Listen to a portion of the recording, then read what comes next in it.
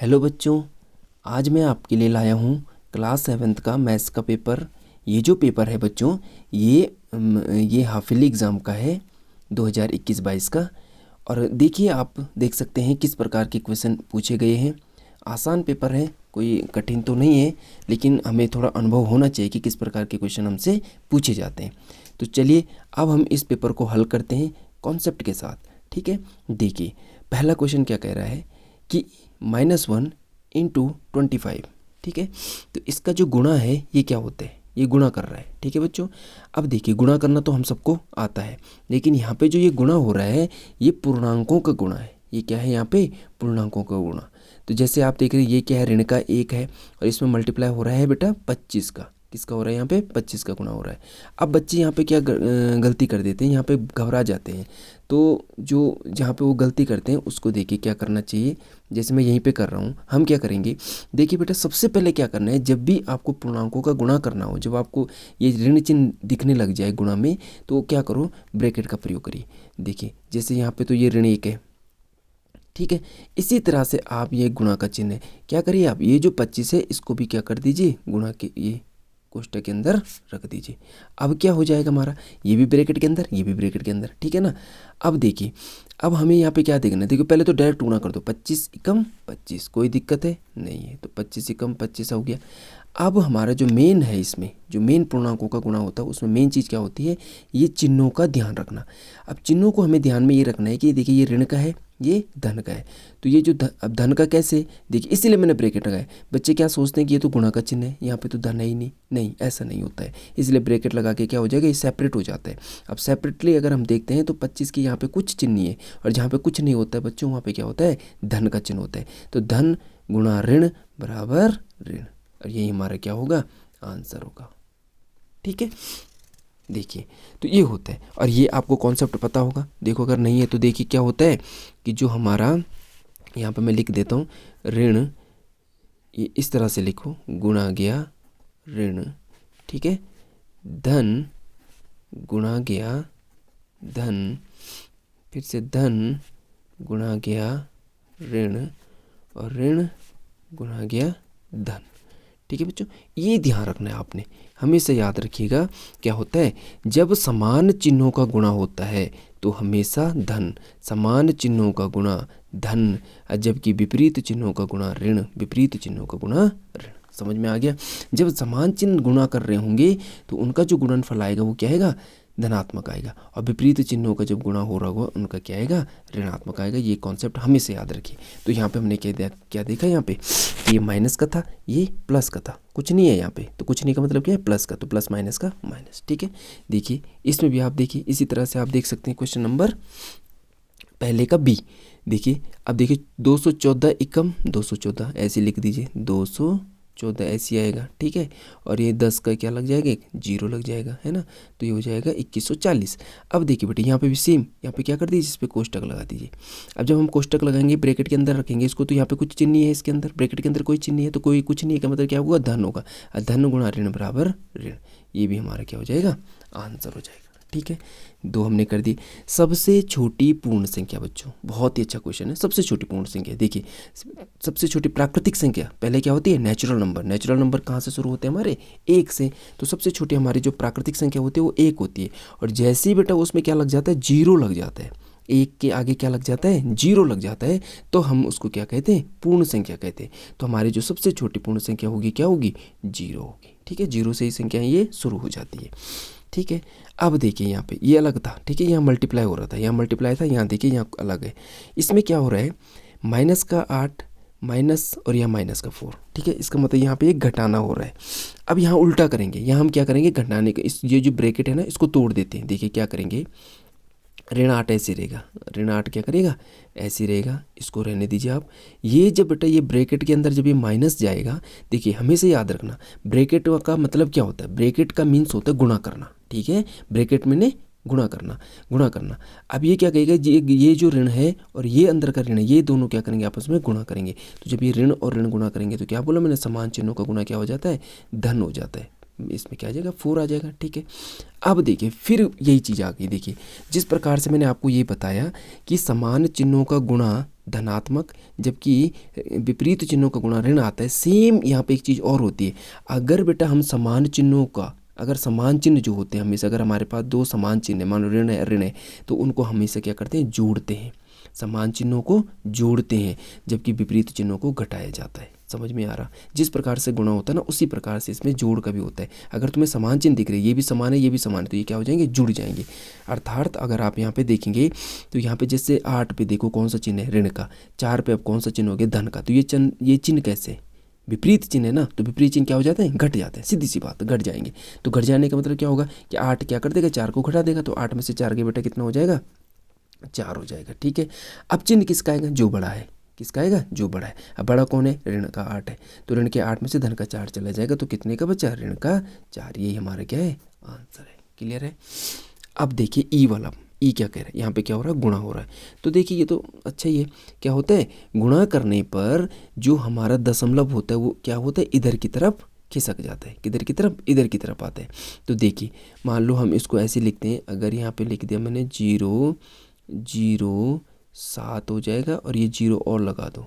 ठीक है ना, गुणा करके ये ऐसा आएगा। अगर मान लो हम दशमलव को भूल जाएं, ये सोचो कि दशमलव नहीं है, क्या है, दशमलव नहीं है। ठीक है, अब दशमलव नहीं है तो जब मैं इसका गुणा करूँगा तो 7 एकम क्या हो जाएगा, 7 होगा। 2 जीरो इधर की तरफ वो भी लगा दिया, 2 जीरो इसके है ये भी लगा दिया, कोई दिक्कत नहीं। क्या कर दिया मैंने, 7 एकम 7 कर दिया।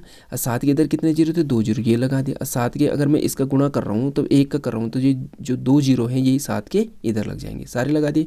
अब क्या करना है हमने, हमेशा जब भी हम गुणा करते हैं तो गुणा में एक चीज़ यही कॉमन है कि क्या करना चाहिए, आपको दशमलव को भूल जाओ। दशमलव को क्या कर दो, भूल जाओ। और जब गुणा कर दो उसके बाद देखो कि दशमलव कहाँ था। तो मैंने दशमलव को भूल के मैंने इनका गुणा किया, गुणा करके ये आया। ठीक है, कितना आसान है। देखो 7 एकम 7, जो इधर के 2 जीरो थे लगा दिए, जो इधर के 2 जीरो थे लगा दिए, सिंपल। अब मैं क्या करूँगा, यहाँ मेरा दशमलव था, नहीं था। यहाँ मेरा जो दशमलव था कितनी संख्या बाद था, 1 और 2, 2 संख्या बाद दशमलव था। तो इसी प्रकार अब यहाँ से देखूंगा ना मैं पूरा, तो यहाँ से मेरे दूसरी संख्या 2 संख्या बाद दशमलव लगेगा, 1 2, तो यहाँ पे क्या लग जाएगा, दशमलव। तो मैं इसको लिख सकता हूँ, क्योंकि यहाँ इधर भी लिखने की जरूरत नहीं है। तो मेरे क्या आ जाएगा, ये क्या आ जाएगा मेरा, ये 7.0, ये मेरा क्या हो जाएगा बेटा, आंसर हो जाएगा। क्लियर है? इधर मेरा दशमलव यहाँ पे है ना, ये दशमलव है, ये लिखने की जरूरत नहीं, इनको लिखने की जरूरत नहीं है। अब आ गया इसका क्वेश्चन नंबर 2। क्वेश्चन नंबर 2 देखिए ये भी गुणा आ गया। देखिए जैसे ए और बी था सेम इसकी तरह आ गया, ये दिख रहा है ना।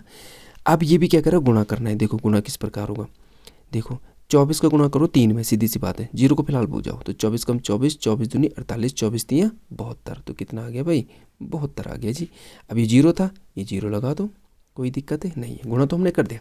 अब यहाँ पे वही है, मैंने क्या बोला, कभी भी जब ऐसा होगा पूर्णांकों के गुणा में ब्रैकेट का यूज जरूर करो। तो अब क्या होगा, जो ये ऋण का है और ये भी ऋण का है, तो ऋण गुणा गया ऋण बराबर क्या हो जाएगा बेटा, धन हो जाएगा। समझ में आ गया, क्योंकि समान चिन्हों का गुणनफल हमेशा धनात्मक होता है। ये भी हमारा क्या हो गया, आंसर हो गया।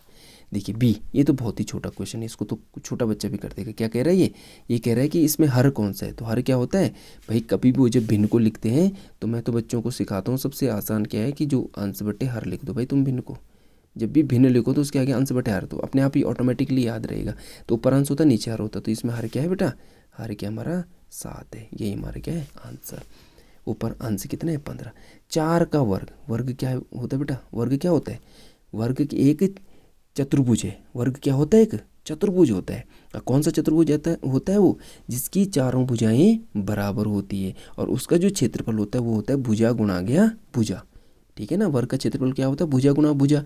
और अगर वर्ग की एक भुजा ए है, क्या है, ए, तो जैसे मान लो ये होता है ना वर्ग, ये वर्ग है, इसकी जो होती है बेटा चारों भुजाएं क्या होती है, बराबर होती है। अब मान लो इसकी एक भुजा ए है, तो ये भी ए होगी, ये भी ए होगी, ये भी ए होगी, सारी की सारी ए होगी। अब इसका जब मैं क्षेत्रफल निकालूंगा तो भुजा गुणा भुजा होता है ना।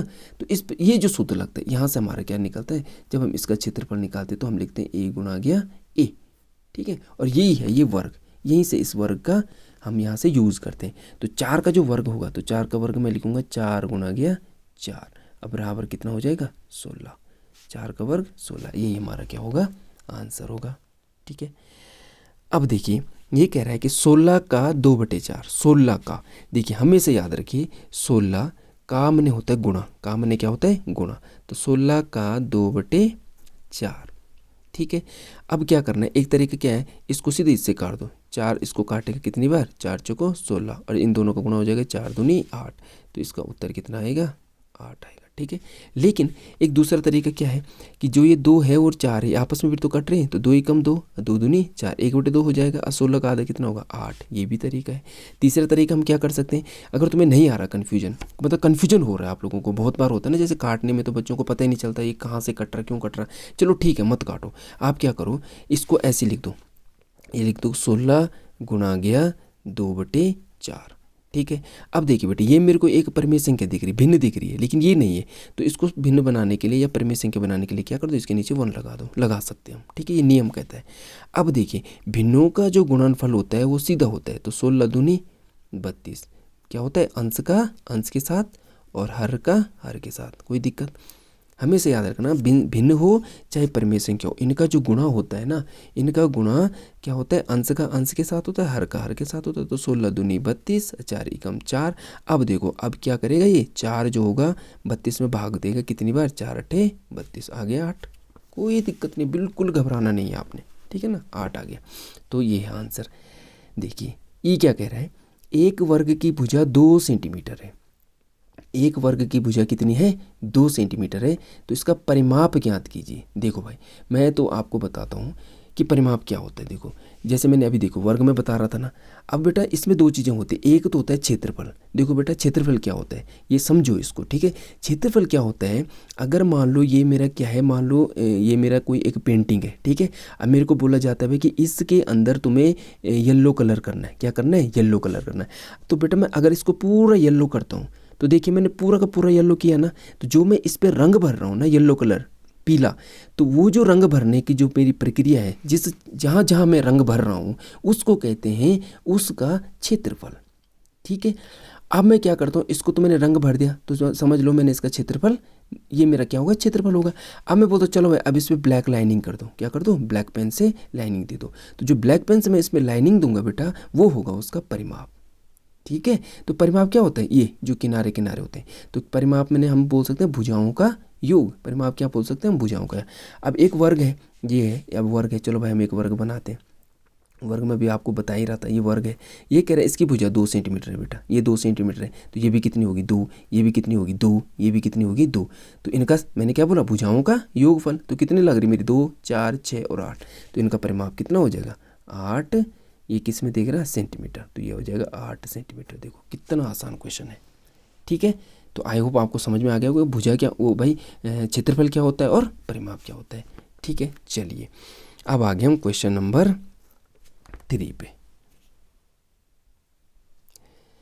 क्वेश्चन नंबर 3 क्या कह रहा है, देखो 5x इज इक्वल टू 25, तो x का मान, बहुत ही अच्छा क्वेश्चन है। देखिए ये क्या कह रहा है, इसको देखो यहाँ पे 5x इज इक्वल टू 25, ठीक है, इसका मान ज्ञात करना है। देखिए बेटा हमें क्या करना पड़ता है, ये है एक समीकरण है, क्या है ये, एक समीकरण है। समीकरण हमें कैसे पता चलती है, जब भी आपको बीच में बराबर दिखे, ठीक है, और बराबर के बाएं पक्ष में भी कुछ हो दाएं पक्ष में भी कुछ हो, ठीक है, left hand side and right hand side दोनों तरफ अगर आपको कुछ दिख रहा है और बीच में बराबर है, तो समझ लो ये क्या है, एक समीकरण है, ठीक है। और समीकरण का मतलब होता है तुलना करना, क्या करना होता है, तुलना करना।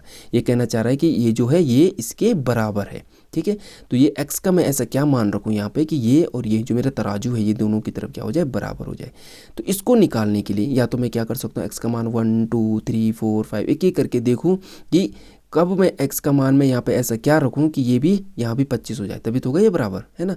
तो एक तरीका तो क्या है कि मैं यहाँ पे एक एक करके x का मान ढूंढूँ, एक तरीका क्या होता है कि मैं यहीं से x का मान निकालूँ, क्या करूँ, यहीं से। तो यहाँ से निकालने के लिए मैंने क्या करना है कि मैंने देखना है कि x के साथ जो चिपका हुआ है, कौन है यहाँ पे चिपका हुआ, 5 है। अब ये 5 जो है ये किस रिलेशन से है, इन दोनों का रिश्ता क्या है, तो x और 5 के बीच बेटा कुछ नहीं है, यहाँ पे कोई चिन्ह है नहीं है। तो जब ऐसे बिल्कुल जो क्लोज रिलेशन होता है, जब ये एक दूसरे के बिल्कुल करीब होते हैं, एक चर पद और एक अचर पद, तो समझ लो उनके बीच का जो रिलेशन होता है वो होता है गुणा का, क्या होता है, गुणा। तो इसका मतलब इनके बीच क्या रिश्ता, गुणा है। अब क्या होगा, अब जब ये रिश्ता टूटेगा, x और 5 के बीच की जो ये जो रिलेशन टूटेगा, तो ये क्या आएगा, बराबर के इधर आएगा, कौन भेजेगा, एक्स भेजो। भाई एक्स को अपनी वैल्यू निकालनी है ना, तो उसको 5 को तो भेजना पड़ेगा यहाँ से। तो 5 को हटाएगा और बोलेगा जा भाई तो बराबर के उधर जा। तो जब ये 5 जो कि उसके साथ किस रूप में था, गुणा के रिश्ते में था, तो वो इधर आके क्या हो जाएगा, भाग में आ जाएगा। ठीक है, तो यहाँ क्या हो जाएगा मेरा कि जो एक्स हो जाएगा बेटा, ये तो अब अकेला हो गया। अब ये जो 25 है इसके भाग में आ जाएगा 5। ठीक है, भाग में क्यों है, क्योंकि यहाँ गुणा में था। अब मैंने क्या बोला, चिन्ह उल्टा हो जाता है। यहाँ भाग है तो गुणा, गुणा होगा तो भाग, धन होगा तो ऋण, ऋण होगा तो धन, इस प्रकार। अब 5 इसको काटेगा तो कितना आ रहा है बेटा, ये आ रहा है 5, है ना, 5 पंजे 25। अब देख लो अगर तुम एक्स की जगह 5 रखो तो 5 पंजे 25 आ रहा बराबर कि नहीं आ रहा, बात तो एक ही है ना।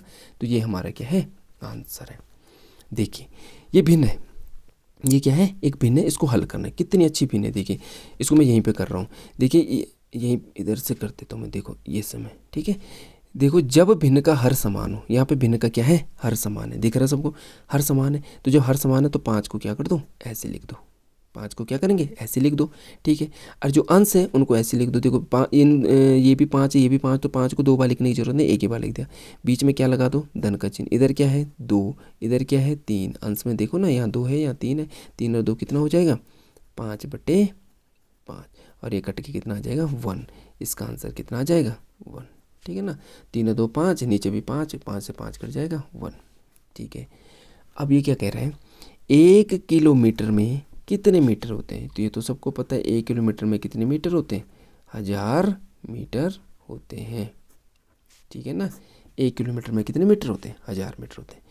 ये है जो डी क्वेश्चन, जो इसका डी है। इस क्वेश्चन को यहाँ पे तो ये होगा नहीं, इसको मैं इसमें पेपर में करता हूँ। देखिए ये क्या कह रहा है, ये कह रहा है कि 69, देखिए 69 इंटू 78 प्लस 22 इंटू 69। देखिए बेटा ये क्वेश्चन है ये। ठीक है, इसको ध्यान से देखो। देखिए 69 यहाँ पे फिर मल्टीप्लाई का चिन्ह है, 78 प्लस 22 फिर इंटू का चिन्ह है, और फिर क्या है 69।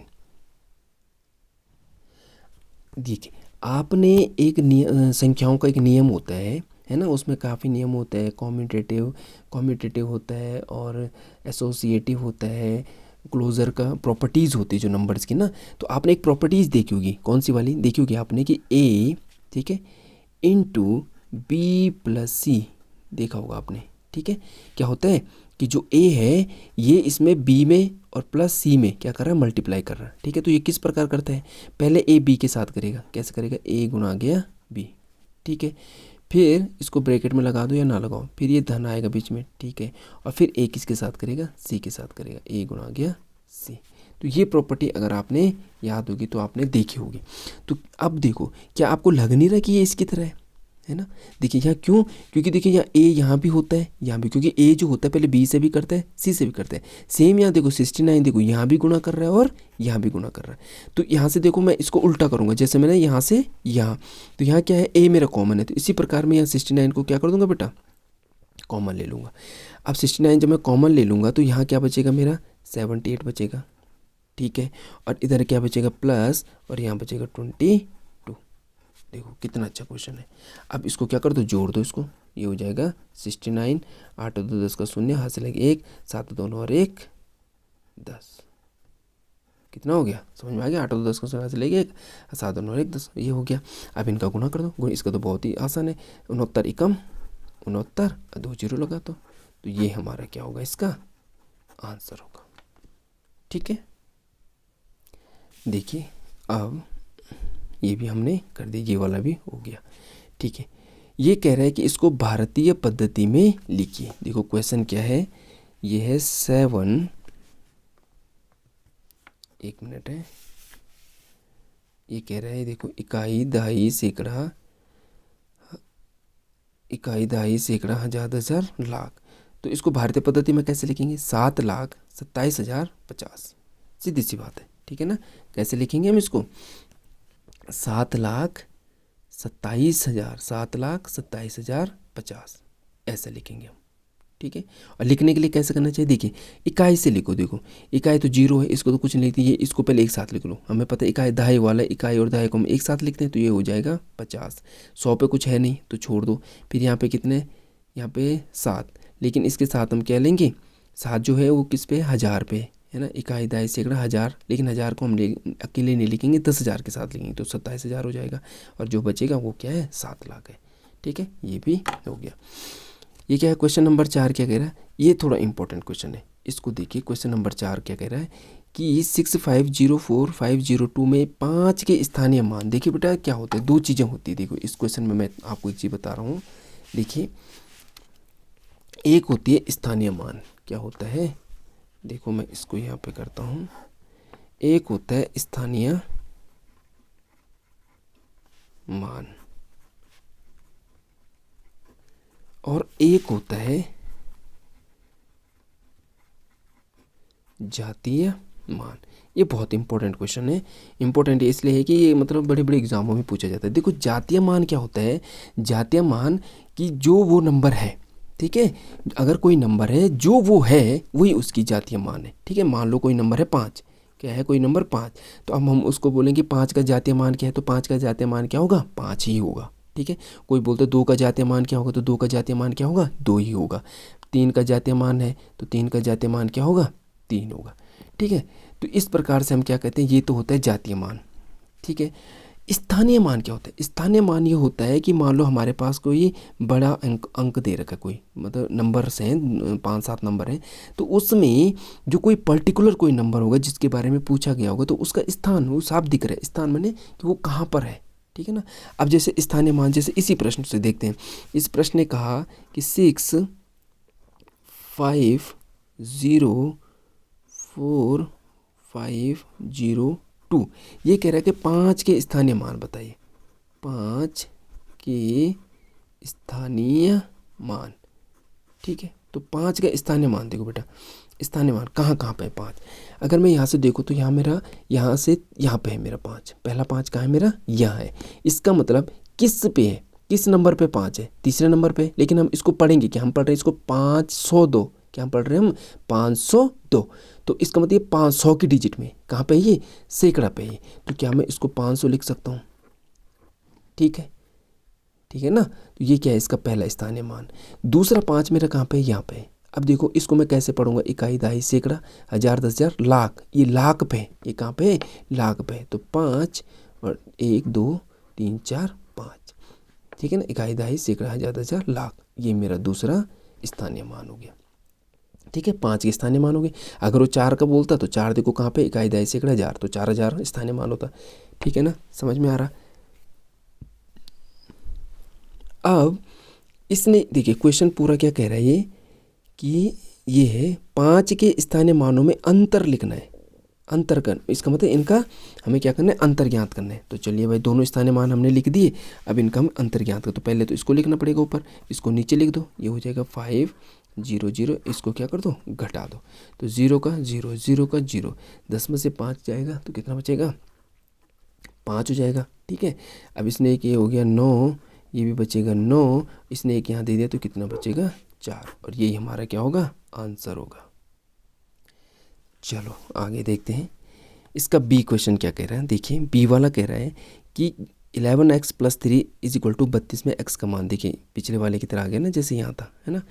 देखिए तो इसमें क्या करना है, 32, इसको हल करना है, क्या करना है, इसको हल करना है। तो इसको हल हम कैसे करेंगे, देखिए आप पहले क्वेश्चन लिखते हैं। क्या कह रहा है ये कि 11x - 3 = 32, इसको हल करना है। मैंने आपको क्या बता रखा है कि ये बराबर क्या कहते हैं, इसका मतलब ये कि दोनों क्या है, इधर के और इधर क्या है, बराबर है। लेकिन यहाँ किसकी वजह से, x का एक ऐसा मान हमें यहाँ रखना पड़ेगा कि जिससे हमारे दोनों पक्ष क्या हो जाए, बराबर हो जाए।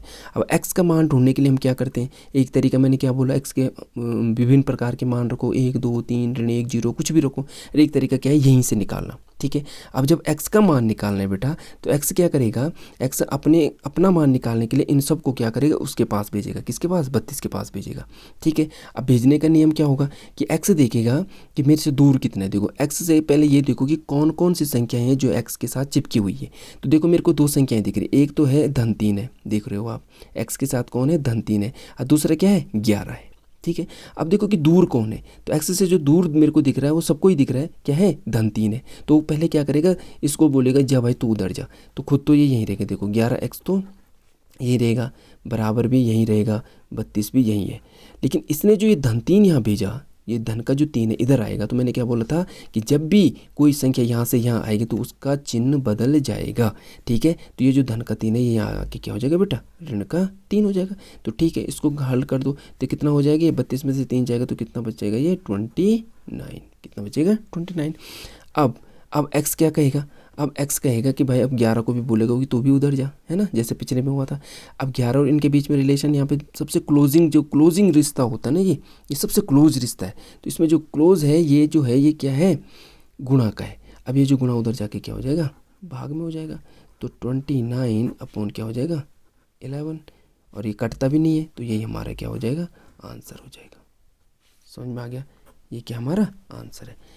नेक्स्ट सी क्या कह रहा है, 5 सेंटीमीटर भुजा वाले त्रिभुज का परिमाप। देखो परिमाप की जहाँ पर भी बात आएगी, ठीक है।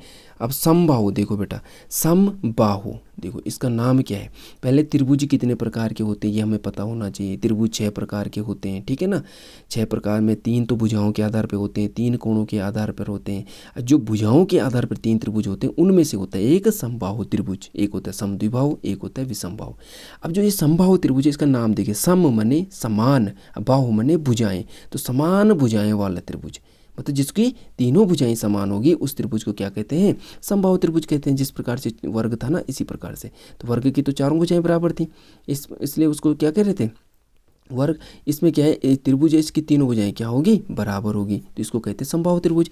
अभी कह रहे हैं उसकी 5 सेंटीमीटर है, तो ठीक है भाई उसकी एक ये वाली भुजा कितनी बच्चों, 5 सेंटीमीटर, तो ये भी होगी 5, ये भी होगी 5। अब मैंने अभी आपको बोला कि परिमाप, इसने कहा ना परिमाप ज्ञात करो, तो परिमाप के लिए मैंने क्या बोला, भुजाओं का योग। तो 5, 5 और 5, तो तीनों क्या हो जाएंगे, जुड़ जाएंगे। तो 5 और 10, 10 और 5 15, तो इसका जो परिमाप हो जाएगा कितना हो जाएगा, 15 सेंटीमीटर।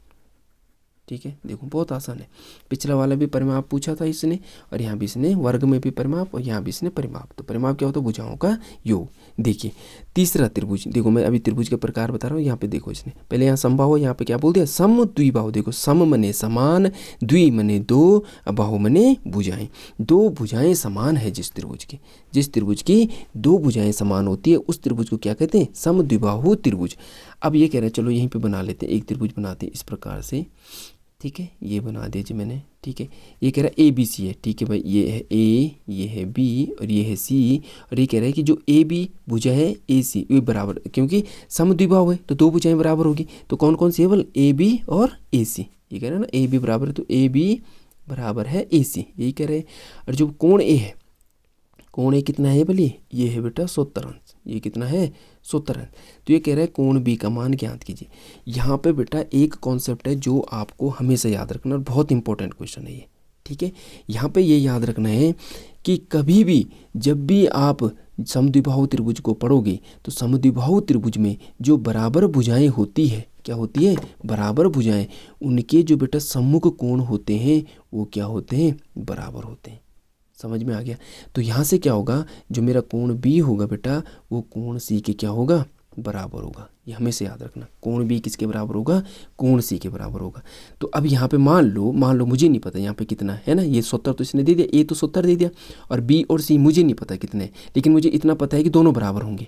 तो मान लो B कितना x है तो C भी कितना होगा, x होगा कि नहीं होगा।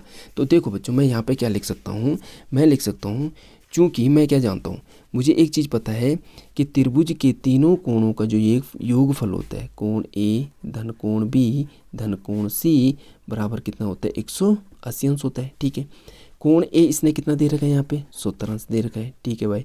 B क्योंकि मुझे पता है ये समद्विबाहु त्रिभुज है, और समद्विबाहु त्रिभुज में जो समान भुजाएं होती है उनके जो सम्मुख कोण होते हैं तो बराबर होते हैं। तो इसके सम्मुख कोण B और C थे, तो B और C को मान लो मैंने x मान लिया, तो C भी क्या होगा, x होगा, बराबर 180 अंश हो जाएगा। तो ये देखो x और x कितना हो जाएगा, 2x 70 ऐसे रहेगा धन के साथ, बराबर 180 हो जाएगा। ये 2x और ये जो 70 है इधर आ जाएगा, है ना, जैसे मैं बता ही रहा हूँ भिन्न को जो हम हल कर रहे हैं, तो 70 इधर आके क्या हो जाएगा, माइनस हो जाएगा, ठीक है।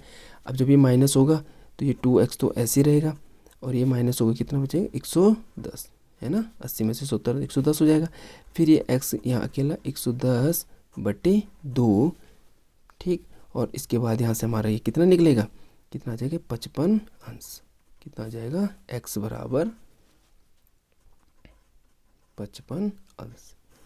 ठीक है, तो इसका मतलब क्या हुआ, ये भी 55, बी भी 55, तो सी भी 55। क्या हो जाएगा हमारा, कोण बी बराबर 55 अंश, तो कोण सी बराबर भी 55 अंश। ये क्या होगा बच्चों, ये हमारा आंसर हो जाएगा। ठीक है, अब देखिए इसका ई वाला क्वेश्चन क्या कह रहा है। देखो ई क्या कह रहा है, इसमें एक्स का मान ज्ञात कीजिए। देख रहे हैं आपको, देखो ध्यान से, ये एक त्रिभुज है। ठीक है, और इस त्रिभुज में क्या है, ये वाली जो भुजा है, ये एक्स जो है ये बाहर की तरफ है। ठीक है, अब यहाँ पे भी एक नियम काम करता है, यहाँ पे भी क्या है, एक प्रमेय है। वो प्रमेय क्या कहती है कि यदि किसी त्रिभुज में किसी एक भुजा को आगे बढ़ाया जाता है, क्या कहा कि यदि किसी त्रिभुज की एक भुजा को क्या किया जाता है, आगे बढ़ाया जाता है। ठीक है, तो वो जो बाह्य कोण होगा, उस पर जो बाह्य कोण होगा उसके अंतः अभिमुख कोणों के योगफल के बराबर होगा। माने ये जो कोण होगा ये इसके सामने अंदर के जो दो कोण हैं इनके योगफल के बराबर होगा बेटा। तो क्या मैं यहाँ से उस नियम से बोल सकता हूँ कि जो ये कोण x है वो मेरा बराबर होगा 70 अंश धन 50 अंश। बोल सकता हूँ कि नहीं बोल सकता हूँ, है ना। वो क्या है, एक प्रमेय है। ये प्रमेय देखो, इसमें भी एक प्रमेय लगी है और इसमें भी क्या है, प्रमेय। अब ये तो हमें पता होना चाहिए, है ना। नहीं है तो याद कर लो। क्या करनी है कि अगर कोई त्रिभुज है और उसमें कोई बाहर का कोण बनता है, तो जो बाहर वाला कोण होगा वो अंदर के सामने विपरीत या अभिमुख इसके सामने के दोनों अंतःकोणों के योगफल के बराबर होगा। तो एक है 70, एक है 50, तो 70 50 कितना हो जाएगा 120 अंश। ये हमारा क्या है, आंसर है। देखिए कितना अच्छा क्वेश्चन है। ठीक है, बहुत अच्छा क्वेश्चन था। इसमें बहुत कम क्वेश्चन ऐसे आए होंगे जिनके लिए हमें पेज की ज़रूरत पड़ी। आपने देख लिया होगा सारा पेपर पे ही हल हो रहा है। बहुत अच्छा क्वेश्चन है, और मतलब कुछ क्वेश्चन तो अच्छे भी हैं, कुछ क्वेश्चनों का लेवल बहुत अच्छा है जो मतलब आगे कंपटीशन में भी बहुत बार पूछे जाते हैं। चलिए अब आगे देखते हैं आगे क्या क्या है। देखिए चलिए, हो गया ये पेपर, थोड़ा ही क्वेश्चन बचे हुए। देखिए ये क्या कह रहा है कि एकांतर कोण तथा शीर्षाभिमुख कोण के उदाहरण सहित बताए। देखो बेटा, हमें क्या करना है, एक होता है एकांतर कोण और क्या हो शीर्ष, और दूसरा होता है शीर्षाभिमुख कोण। देखो पहले हम शीर्षाभिमुख कोण को समझेंगे। शीर्षाभिमुख कोण क्या होता है, देखो यहाँ पे देखिए आप, क्या होता है शीर्षाभिमुख कोण। मान लो एक रेखा ये जा रही है, क्या है ये, एक रेखा है ना। और क्या होते, एक दूसरी रेखा आती है और क्या कर देती है बेटा, इसको प्रतिच्छेद कर देती है। ठीक है, मान लो एक एक्स वाई रेखा जा रही थी, ठीक है ना, और एक दूसरी रेखा आई पी क्यू, और उसने इसको क्या कर दिया, बिंदु ओ पर क्या कर दिया, प्रतिच्छेद कर दिया। ठीक है, तो जहाँ पे ये मिल रहे हैं ना, इस पे जो ये कोण बन रहा है बेटा, ये वाला, ये कोण हमेशा इसके बराबर होगा। एक्स ओ पी जो होगा वो किसके, क्यू ओ वाई के बराबर होगा। इसी प्रकार जो ये वाला कोण होगा ये किसके बराबर होगा, इसके बराबर होगा। ठीक है, ये वाला कोण इसके बराबर और ये वाले कोण इसके, ये कोण आपस में क्या होते हैं, बराबर होते हैं, और इसी को क्या कहते हैं, शीर्षाभिमुख कोण कहते हैं। इसका अगर आप अच्छे से चित्र बना देते हो और इसमें आप लिख देते हो कि एक्स पी ओ एक्स बराबर होता है क्यू ओ वाई, इसमें लिखना पड़ेगा कि जब दो रेखाएं आपस में प्रतिच्छेद करते हैं तो उनके जो शीर्षाभिमुख कोण जहाँ पर वो प्रतिच्छेद करती हैं, तो प्रतिच्छेद की तरफ आमने सामने नहीं बोल सकते, इसको क्या कहते हैं, शीर्षाभिमुख, इसीलिए इसको शीर्षाभिमुख कहते हैं। ये जो है ना, अगर हम ऐसे में देखें तो ये शीर्ष पे मिल रहे हैं ना, ये इसका शीर्ष इधर की तरफ और इसका इधर की तरफ कोण बन रहे हैं। इनके शीर्ष के एक का इधर बन रहा तो दूसरे के इधर, अगर एक का इधर तो दूसरे के इधर, तो ये शीर्षाभिमुख कोण इनको कहते हैं। ठीक है ना, ये अगर आप चित्र बना के इसमें लिख लेते हो तो ये आपका क्या हो जाएगा, आंसर हो जाएगा। एकांतर कोण में क्या होता है, एकांतर कोण में हमारे दो रेखाएं होती है जो कि क्या होती है, समांतर होती है। एक रेखा मान लो ये समांतर है, ठीक है, और एक दूसरी रेखा क्या जा रही है, इसी के क्या है, समांतर है। इसी तरह जैसे यहाँ एक रेखा ने इनको प्रतिच्छेद किया, इसी तरह यहाँ भी क्या करती है, एक रेखा आती है और इनको क्या कर देती, प्रतिच्छेद करती है। वहाँ देखो, वहाँ एक ही रेखा, मतलब एक सीधी रेखा थी जिसको एक दूसरी रेखा ने प्रतिच्छेद किया, वहाँ दो ही रेखाएं थी, लेकिन यहाँ तीन है, दो समांतर रेखाओं को एक और रेखा आ रही है और वो उनको प्रतिच्छेद कर रही है। तो जो एकांतर कोण होते हैं बेटा, एकांतर कोण जैसे मान लो ये है और ये है, इनको कहते हैं एकांतर अंतःकोण। ठीक है, मान लो अब देखिए ये है, मान लो इसको हम L मान लो, इसको M मान लो, और ये क्या है हमारी, ये मान लो हमारे कुछ भी है X Y मान लो, ये है एक्स वाई। तो ये वाला जो कोण होता है ये इसके बराबर होता है, जो ये वाला कोण होता है ये इसके बराबर होते हैं। इनको तो कहते हैं एकांतर अंतः कोण। ये तो एकांतर इसी तरह बाहर के होते हैं। ये वाला किसके बराबर होगा, ये वाला जो होगा ये इसके बराबर होगा, और जो ये वाला होगा ये इसके बराबर होगा। तो ये एकांतर कोण, ये एकांतर कोण होते हैं हमारे। शीर्षाम्य कोण ये हो गए, एकांतर कोण ये हो गए। ठीक है, इसको आप चित्र बना के इस प्रकार से दिखा सकते हो। अब दिखाने के लिए या तो आपको क्या करना पड़ेगा, इसको ये नाम देना पड़ेगा, मान ली इससे पूरा देना पड़ेगा आपको। चलो आपने अगर एक्स वाई ये मान ली तो इसको मान लो एल एम, इसको मान लो, ठीक है ना, एल एम ये है, और इसको एन ओ इस तरह से एक रेखा मानेंगे, तब हम प्रत्येक कोण को नाप सकते हैं ना, कौन सा कोण कहाँ है क्या है। इसको अगर आप ओ मानते हो तो इसको आप ओ डैश कर सकते हो। इस प्रकार से पूरा नाप के आप बता सकते हैं। ठीक है, देखिए ये हो गया, चित्र बना के हम समझ गए। एक बल्लेबाज ने 6 पारियों में इतने इतने इतने रन बनाए, उसके द्वारा बनाए गए रनों का माध्य क्या होता है बेटा। माध्य बहुत आसान है। माध्य क्या होता है, क्या होता है हमारा माध्य, औसत। माध्य क्या होता है, औसत, माने कुल पदों का योग बटे कुल पदों की संख्या। तो कितने बल्लेबाज हैं, 6। अब उनके द्वारा जो बनाए गए रन हैं उनको जोड़ दो, क्या कर दो, 1 2 3 4 5 6 है ना ये। तो इन 6 के जो 6 इन्होंने बनाए, इनके द्वारा वहाँ पारियों में जो 6 पारे खेले ना एक बल्लेबाज ने, तो उसके द्वारा जितने भी रन बनाए गए उनको क्या कर दो, जोड़ दो, और उसमें 6 का क्या कर दो, भाग कर दो। तो कुल पदों का योग बटे कुल पदों की संख्या क्या होती है, माध्य होती है। जो आएगा वही हमारा क्या होगा, आंसर होगा। ठीक है, हाँ एक चलो कर देते हैं इसको भी। तो देखो क्या कहा मैंने, जो माध्य होता है, ठीक है, माध्य बराबर होता है बेटा कुल पदों का योग बटे कुल पदों की संख्या। ये कहीं कहीं कुल प्रेक्षण भी लिखा रहता है ना, तो कोई दिक्कत नहीं।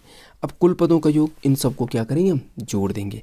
तो ये कितना हो रहा है, ये चलो यहीं पे मैं लिख देता हूँ, 38 धन 35 धन 50 धन 46 धन 60 और धन 55। ये देखिए इस प्रकार से, और इन सबको जोड़ के इसके बटे में कितना आ जाएगा, 6।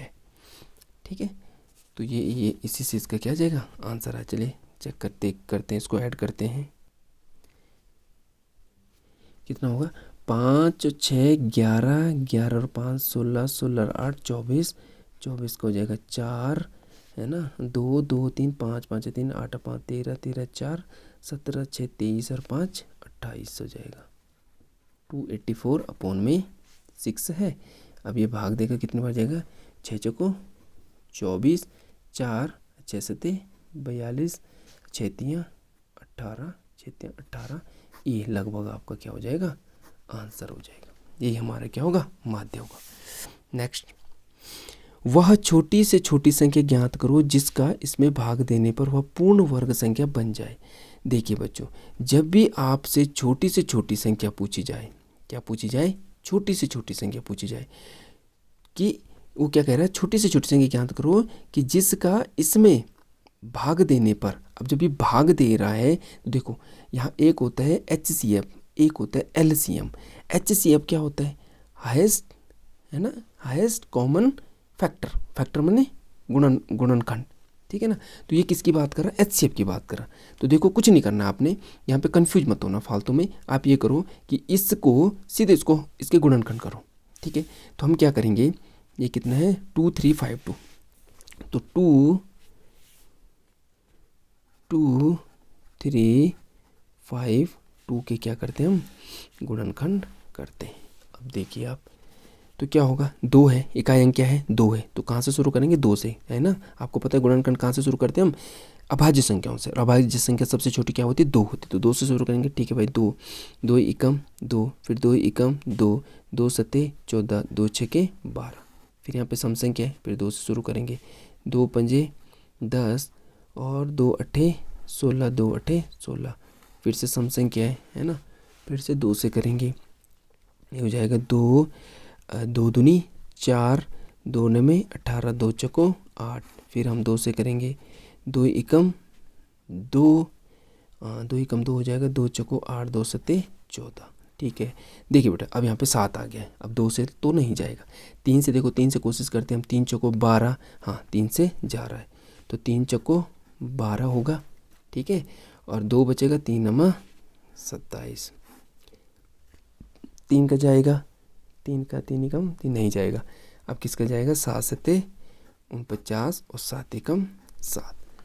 देखिए बच्चों, इतना करने के बाद मुझे क्या लगा, देखो अगर मुझे क्या करना है, ये कह रहा है कि ये क्या बन जाए, पूर्ण संख्या बन जाए। पूर्ण यहाँ पे इसने पूरा नहीं लिख रखा है, इसने लिखना था पूर्ण वर्ग संख्या। क्या लिखनी थी, पूर्ण वर्ग संख्या। पूर्ण संख्या तो ऑलरेडी है ही, है ना।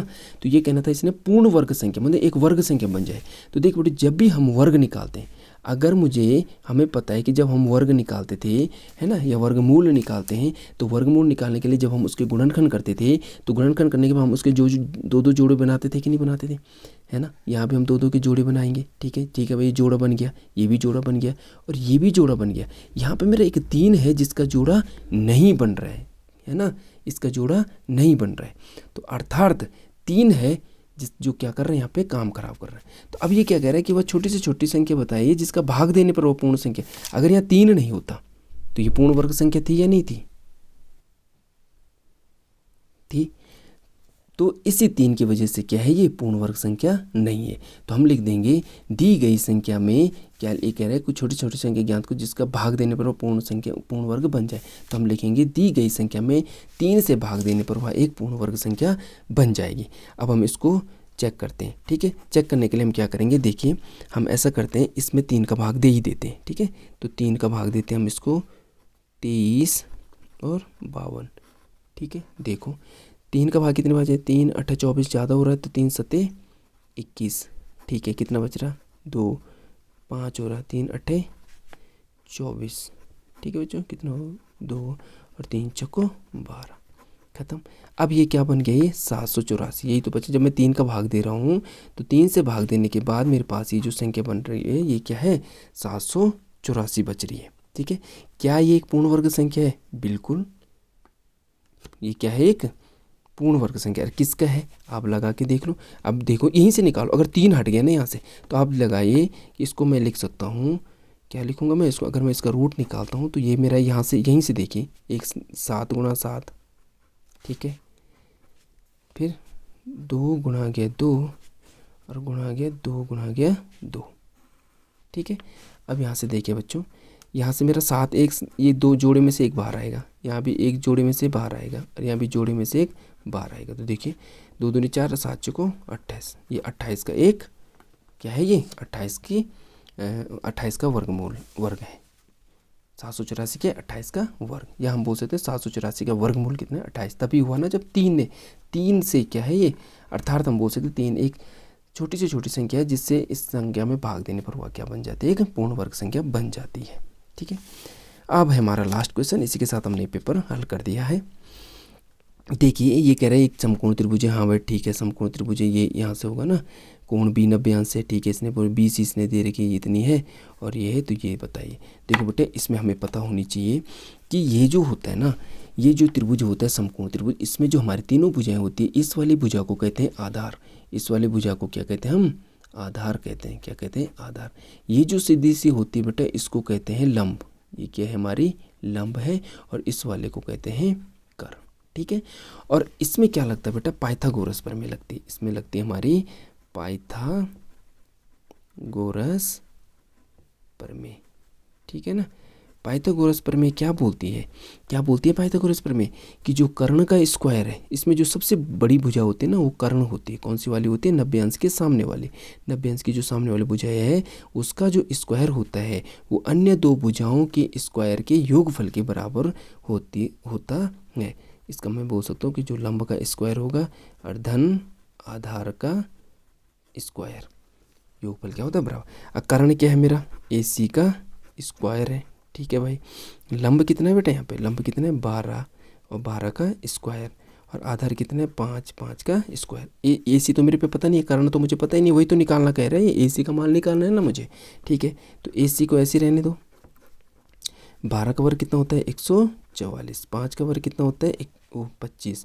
इन दोनों को जोड़ेंगे बेटा तो हो जाएगा 169। लेकिन ये जो मेरा वो आया AC स्क्वायर आया है, ठीक है। अब दोनों स्क्वायर को हटाने के लिए मैं क्या करूँगा, वर्गमूल लूँगा। क्या लूँगा, वर्गमूल लेने पर। तो जैसे मैं यहाँ पे वर्गमूल लूँगा तो ये मेरा AC हो जाएगा और यहाँ मेरा 169 हो जाएगा। और ये जो मेरा 169 होता है वो किसका होता है, किसका वर्गमूल है, ये 13 का वर्ग होता है ना। और यही मेरा क्या है आंसर। इसका मतलब ये तीसरी जो भुजा है वो कितने सेंटीमीटर होगी, 13 सेंटीमीटर। ठीक है बच्चों, तो इस प्रकार आज हमने ये क्लास 7th का कंप्लीट पेपर हल कर रहा है एक ही वीडियो में। मुझे उम्मीद है कि आपको समझ में आया होगा। मैंने जितना कॉन्सेप्ट हो सकता था इस पेपर के हिसाब से मैंने समझाया है। इसके बावजूद भी अगर आपको समझ में नहीं आता है तो कोई दिक्कत नहीं, मैं एक एक कॉन्सेप्ट को आपको अलग से वीडियो बना के समझा दूंगा। ठीक है बच्चों, और अभी हम इसी प्रकार के और वीडियो, अभी मैं 7th का मैंने कर दिया है, 9th का भी कर दिया है, जो आप मेरे चैनल में देख सकते हैं। 9th का पेपर था उसको मैंने काफ़ी डिटेल में पढ़ाया है और वो लेंथी भी था, तो उस पर बल्कि वो एक ही वीडियो में कवर नहीं हो पाया। उसके लिए मैंने कम से कम मेरे ख्याल से 5-6 वीडियो बना रखी है ना। लेकिन बड़े डिटेल से मैंने प्रत्येक क्वेश्चन को पढ़ा रखा है, किस प्रकार से हमें हल करना चाहिए, कैसा क्वेश्चन आते हैं, किस प्रकार से हमें पेपर को मतलब हल करने के हमें तरीके भी मैंने उसमें बता रखे हैं। तो कृपया करके आप ज़रूर उस वीडियो को देखना। और आगे अगर आप चाहते हैं कि इसी प्रकार के वीडियो और देखना चाहते हैं, और अभी मैं लाने वाला हूँ, अभी मैं 6 का, फिर 8th का, 10th का सारे पेपर में हल करूँगा और उनके साथ साथ कॉन्सेप्ट भी ज़रूर पढ़ाऊँगा, है ना। किसी मतलब कोई भी क्लास से कोई एक कॉन्सेप्ट उठा के मैं उसको बिल्कुल डिटेल में आपको समझाऊँगा। तो जिसके लिए आप मेरा जो चैनल है उसको सब्सक्राइब कर दीजिए और लाइक भी कर दीजिए वीडियो को, और जो आपके दोस्त हैं उनके साथ शेयर भी करना, ठीक है, ताकि ये जो नॉलेज है, ये जो वीडियो है, ये सबके काम आए।